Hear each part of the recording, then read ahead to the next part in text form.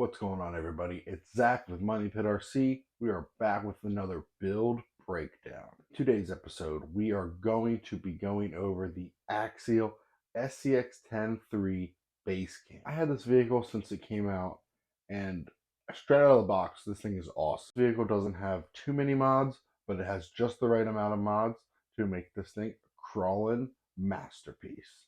Guys, as I was saying, this is my everyday crawler. I could just grab this thing and go anywhere. So we're going to start with the outside, work our way in. Right off the bat, I trim the front end to clear the bumper. I also trim some of the fenders on the side, just because at full lock the tires would rub. Even with the stock wheels and tires, they rubbed right out of the box. I did try to clear out my own windows.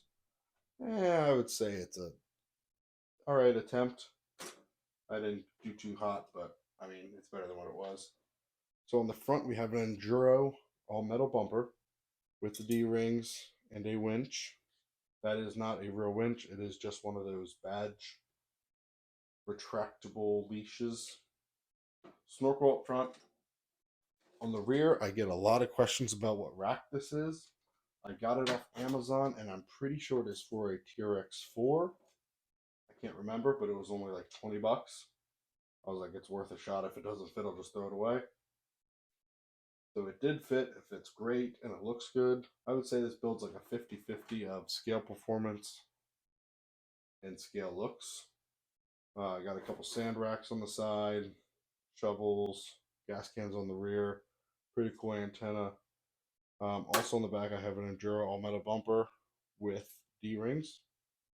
Coming to the side, all-metal rock sliders. They take a beating and they work really well. As for the wheels and tires, they are INJORA wheels and tires. I got them as a kit on Amazon. The tires are super soft, super grippy, and I think they fit the size, fits the body really well. I also have 12mm spacers spacing them out a little bit to give it a wider stance. Alright, let's take the body off, see what's underneath. We'll start with the back. INJORA bumpers, which I already mentioned. On the axles, they are portal axles with all brass diff covers. Also with the brass outer portal covers. We also have CNC aluminum shock towers, which are really good because you have different shock positions. You can change up the shock positions as you'd like for different tuning purposes. As for the shocks, we have INJORA 100mm shocks. They are oil-filled shocks, but I did have to swap the stock springs onto these shocks because the other ones were way too stiff. I like a more lower vehicle to help with the weight transfer. As for the front, we still have the same CNC aluminum shock towers with the aluminum panhard mount. We still have the stock servo, which is super impressive. I'm waiting for this thing to fill so I can upgrade it with the Reefs servo. They are fantastic.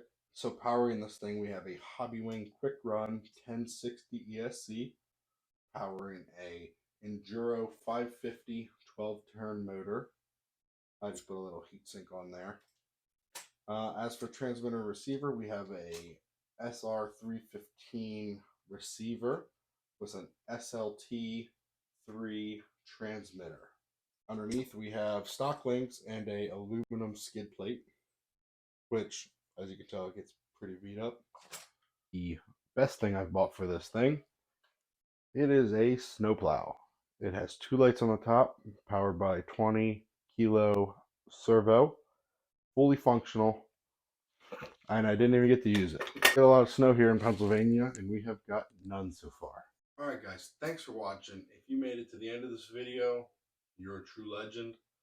Leave a comment, like the video. If you enjoy these types of videos, please let me know which video you'd like to see next. Till then, thanks for all the support. See you on the next one.